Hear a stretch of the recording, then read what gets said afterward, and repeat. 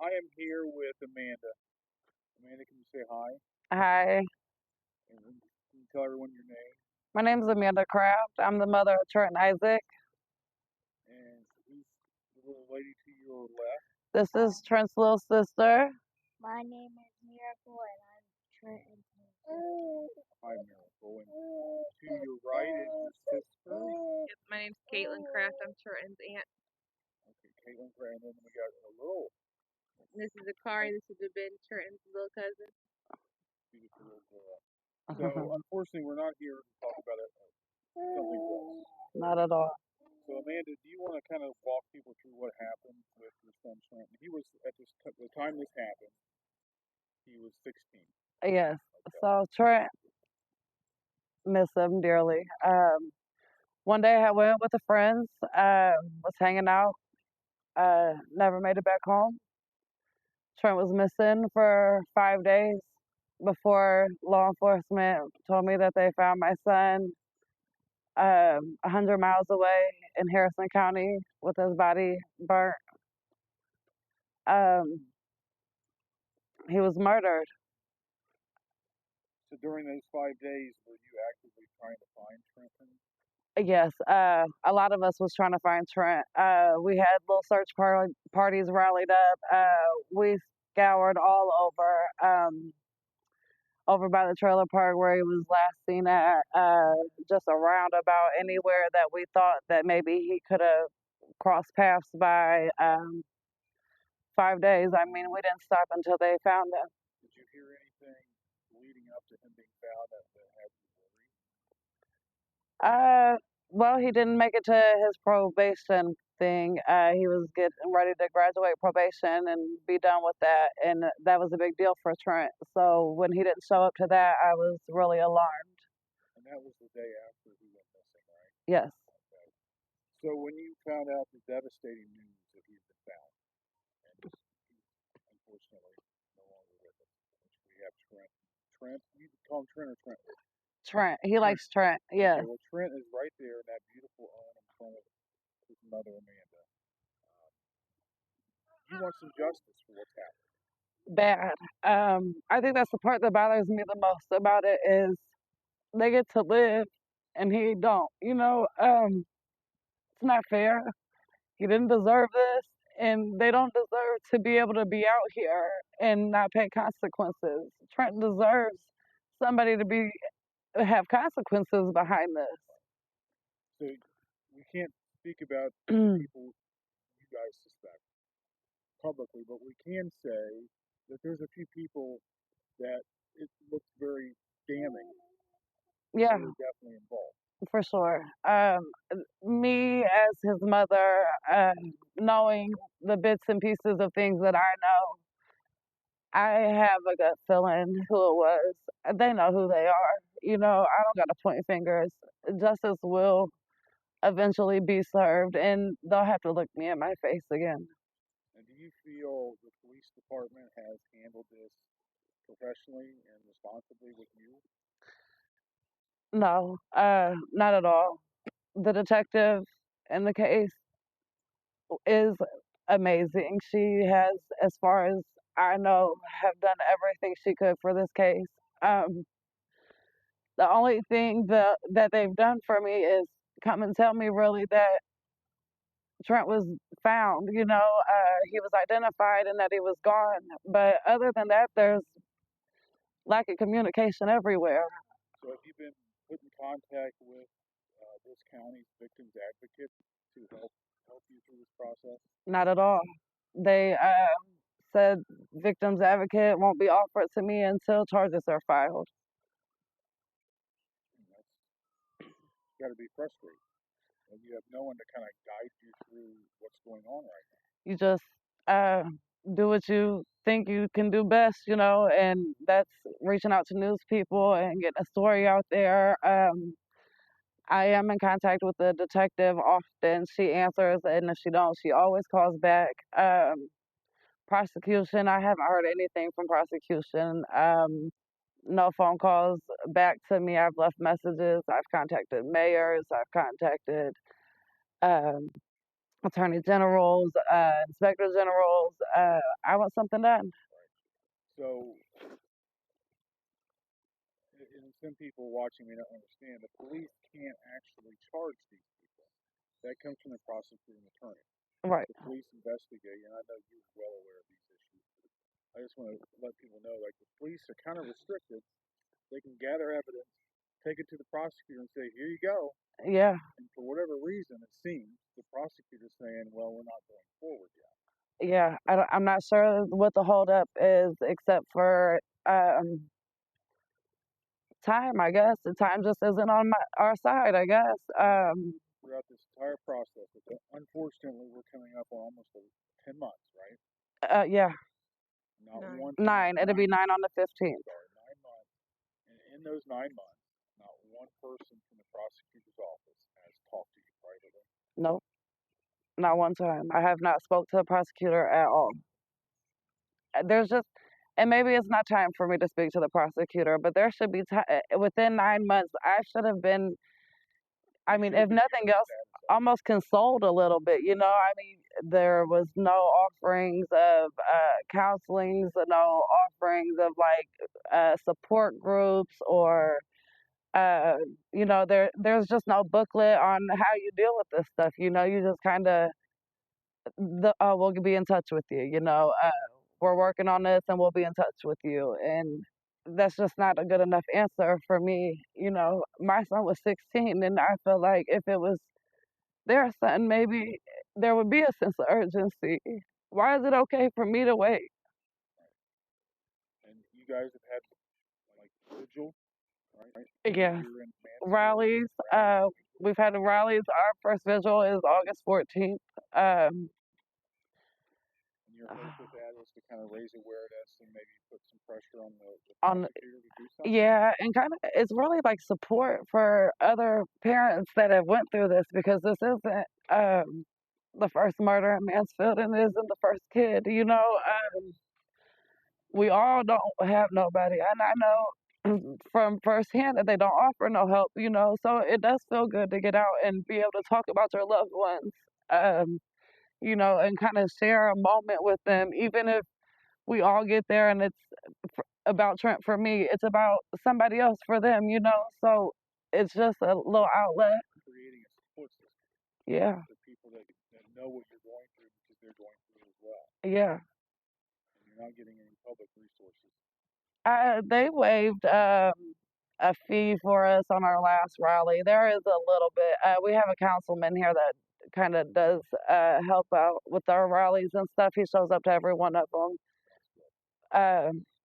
But yeah, really, there's not much resources. Like we'll end up paying for this rally, the pavilion, and all that. But it's fine. I like having the rallies and the visuals.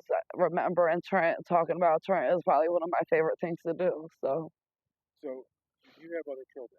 yes, Yeah, I mean, it's not like you can hit pause and breathe and yeah.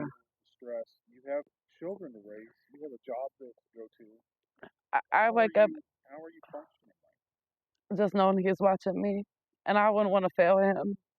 I know he's looking at me like, you got this, mom, and I do. And I'm gonna get justice. So I know he knows I got that too. It's good. I mean, I certainly hope it's going to come. What happened to him? The sooner the better. Teenagers will be teenagers. We've all been young. We all do things we shouldn't do. We all act silly. I don't have a perfect background. Me neither. And I mean, Trent, But Trent, no one deserves what happened to your son. never. Mm-mm. Yeah, I miss him. Never in a million years would have thought that I would be living life without him. Uh, and like you said, life sadly still goes on. I always joke to myself like I couldn't have a weak moment if I wanted to. I got him up there looking at me, and I do it knowing that he's watching me. I know that I can't leave her. I can't leave Corey, his little brother. I can't. I just And as a sister, I mean, this has to be unbelievably traumatic for you to see your nephew gets murdered and see your sister going through the emotional turmoil she's going through. I think that's the hardest part is watching her. She does have her moments that she breaks down, and then I'm just a listening ear or a shoulder to cry on if needed. But I grew up with Trent. I was 13, 14 years old when he was born. So I was a teenager myself when he was born, and I watched him all the time. Like I told her, like I grew up with him just as much as she grew up with him. So like I was around. We're very close. Like I was around him all the time. So definitely miss him extremely You a just had lot. a baby Yeah. back in January. She was pregnant when this happened. That had to be a really difficult time. But Yeah, a lot of emotion. you guys told me an interesting story before we were recording about your daughter's birthday and Trent's birthday. You want to share that? Yeah, so Akari was born on Trent's due date, and her due date was Trent's birthday, January 7th. So we also named her after Trent, so it's Akari Ray. She carries his middle name. Beautiful. So Trent's birthday would have been Her due date. her due date, and her birthday. His due date is her birthday. Yep. That's very It's cool. like he came back to me in a way, you know. That's really ironic. And it's crazy because like I told her, watching him grow up and watching her, there is a lot of things that she does that reminds me of him as when he was little. Like she has an obsession with blankets, and when she falls Gotta asleep, touch she her has face. to have a blanket cuddled to her face. And Trenton was the same way. Absolutely loves blankets and tags. Well, this is, it's a story that's every parent and every aunt, every person's worst nightmare. And even watching like the kids. So Trent was like a big brother to every kid he was around. He would play with them, wrestle with them, give them hard times, you know. So like at our one rally, like watching the little kids with their T-shirts on and their posters, and you know they're yelling on the loudspeaker, you know, "Long live Trent." It it was crazy to me because to see all these kids have emotions like they did about Trent, you know, it just reaches out to like how he was to people, you know. Like Miracle does really good, and then there's days where she's just so off, you know, and you know she's missing her big brother. You know, it's it's sad, you know. People don't think of it. They see the headlines, and then they turn the page or they click to a different story and they forget about it. They don't realize. But Trent would light up a room. He was such a good person, you know. Like and like you said, people do dumb things and make mistakes or maybe go down the wrong path, you know. But He was 16 and still had time to learn. he was amazing. He was a worker. I mean, he loved me to death. When I tell you there's nothing in this world I can ask that boy for. I mean, he was just everything. I mean, big brother. I could call for him for anything. I mean, he was my first one to call. Anything happened, I'm calling Trent. Oh my God, son, guess what happened? You know, and he was the same way, vice versa. So, my best friend. What you want more than anything is the people who did this to be held accountable. Well, one thing for sure, and two things for certain, is they can't give me back my son.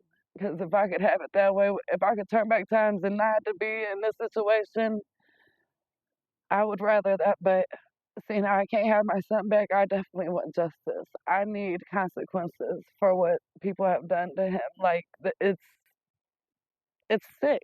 It's sick. You took a 16-year-old child and you murdered him, and you left him to be found. Like sick, sick. What's crazy is the place she was found is absolutely beautiful. Really. Down by Tappan Lake, beautiful. So they drove 100 miles. Like she said, we made the drive, so we know the drive they took. The whole ride down there, all I could think about was like you guys drove all the way. Like that's a long drive, you know. Like in no time did you ever think like, oh, this is wrong. Like you know, At what point do you just turn around and be like, we did too much, you know? Like, I don't know. What'd you guys do on the car ride down there? Yeah. What was your guys' conversation? Mm. After this school, yeah, it's hard not to try to put yourself there. But I have two Hmm. other kids. I have a 7-year-old, and she goes to school, and her teacher had reached out because on her papers, every paper she did in school had LLT and FTW, which is Long Live Trent and Forever Trent's World. So she's like, I was wondering, like, on every paper she writes it down. So I don't know didn't know what it means. So I figured I'd ask, and I told her, and she's like, oh, like, I'm so sorry. Like, no, it's all right. Like, my kids miss him just as much, I think. It hit my 11-year-old really hard. It's never easy at any age. Mm. At that age, I don't know how. At one point in time, my nephew looked at me and was like, I don't care what you do here, Amanda. Like, look what you're going through, you know? And it was just watching these kids sympathize or anybody sympathize with me. Like, I definitely appreciate it. We definitely have a lot of love on Facebook and TikTok and supporters through that stuff. So I definitely appreciate it. I got people that reach out and allow me to speak and tell Trent's story and, scream for justice. I definitely love and appreciate that so much. That's at least a lot of people can do it. I've never asked you this before, but is there like a GoFundMe page or anything set up to help with No, I did a GoFundMe to help with funeral. I actually didn't think for a GoFundMe for the visuals and the rallies and the support there group are people thing. that you let me know and I'll help publicize That's a it. good idea. Yeah, that is a good idea. I didn't think about it. The public would definitely do something like that. Yeah, Considering you guys Our last rally, we had a really great turnout. yeah, we did a balloon release at the end. We had posters and flowers for the mothers and hot dogs and chips and stuff. interviewing the mothers of other victims like this, have you guys been able to become friends in some way? We kind of just meet at the rallies, but when we're there, we do talk.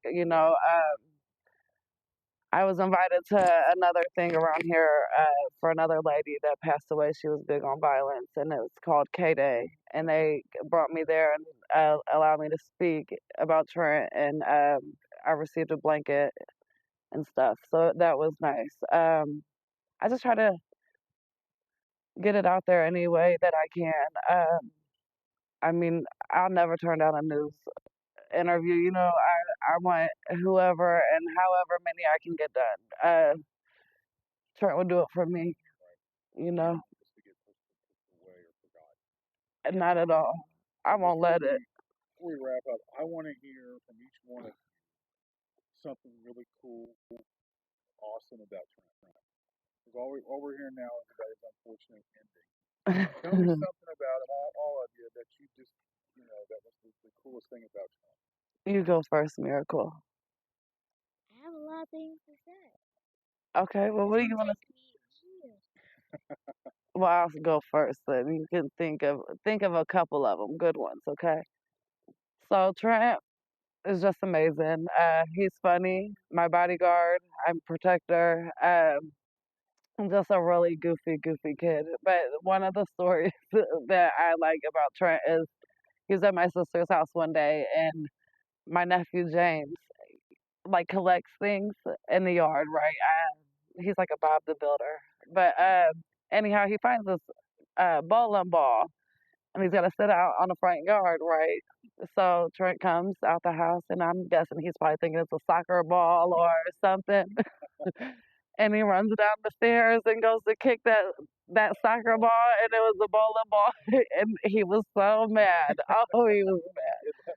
That would be a hell of a shot. But yeah, he is a wild kid.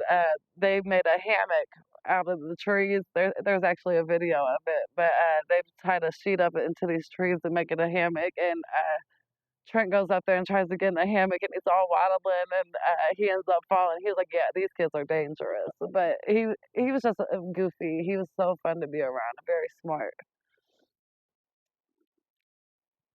Definitely a jokester. I would say at my baby shower for her, they decided they was gonna shove cupcakes in each other's face, and his little brother ended up putting caramel in his face, and Trenton showed his little angry side. He was so upset about that caramel, Oh yeah, that he was so mad. but he couldn't wait to go get him with that cupcake. He got Corey real good with that cupcake in the face. 'Cause Corey didn't see it coming. He got eaten. Yeah. Yeah, I think every birthday party or something I threw, that was like their favorite thing to do was go get a shove the cupcake and shove cupcake. it in someone's face. What about you, young lady? What's your Um, favorite story of your brother? so one day I was running from my mom because I didn't want to get a butt whooping, so I was running around the block. And then I thought he was following me, so I turned to go around the block back to the house, and then he grabbed me, and then he ran with me inside and told my mom to give me a butt whooping and started laughing. That's what big brothers have to do sometimes.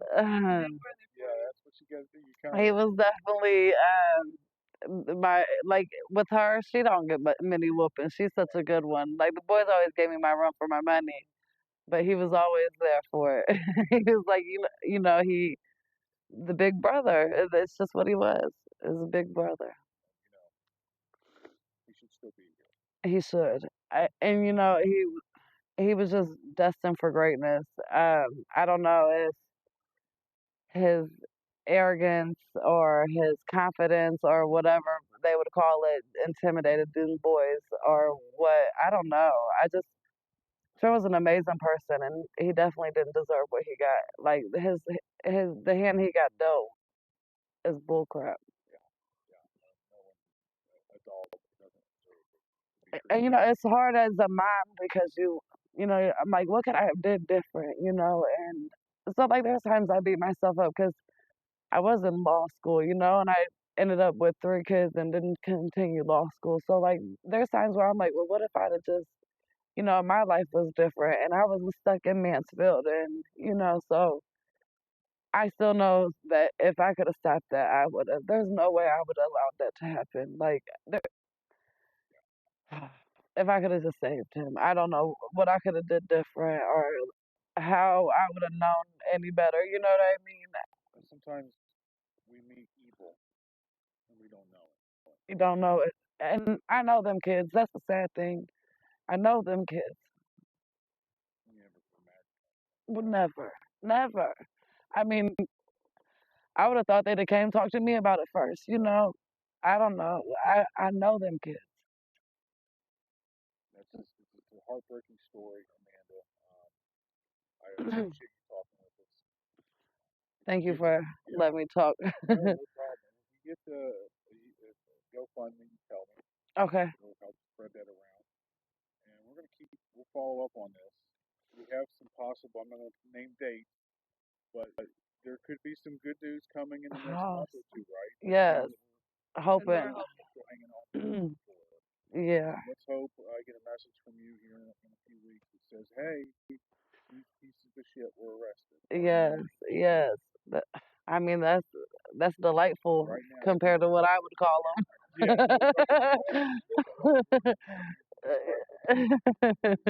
Yeah. But let's hope they end up where they want. Yes, justice for We're not Trent. gonna let it up till they do. So thanks again, girls. It was Thanks. nice Thank you. meeting all of you. And Trent, he's right there in that beautiful urn. Yes, long live Trent. Long Long the live trip. Trent.